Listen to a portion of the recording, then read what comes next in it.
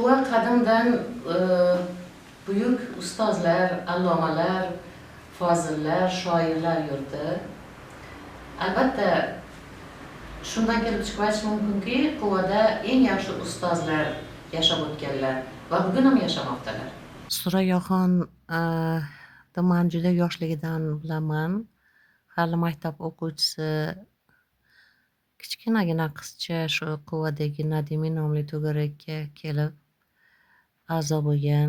Biz uni she'rlarini eshitib ko'rib, ijodiy to'garakka qabul qilganmiz. To'g'rirog'i uni bobosi Ermamad hoji Shermatov bizni tahririyatga olib kelganlar.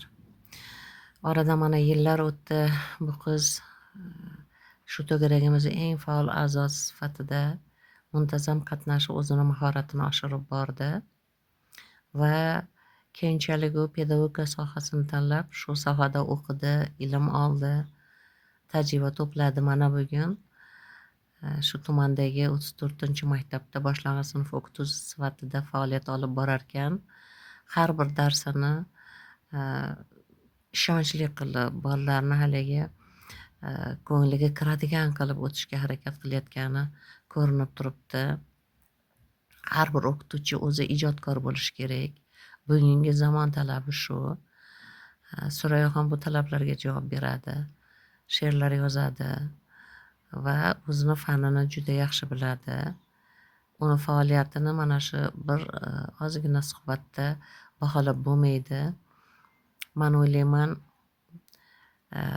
Surayoxon kelajakda tajribali pedagog sifatida yoshlarga ham murabbiylik qiladi. Uni tarbiyalagan o'quvchilarning ichidan ijodkorlar, olimlar, turli soha vakillari yetishib chiqadi. Eng muhimi, inson bo'lib kamol topadilar. Men Surayoxonni mana shu zahmatli ishlarida, sharafli ishlarida omad tilayman. Eng yaxshi boshlang'ich sinf o'qituvchisi tanlovida g'olib bo'lishini tilab qolaman.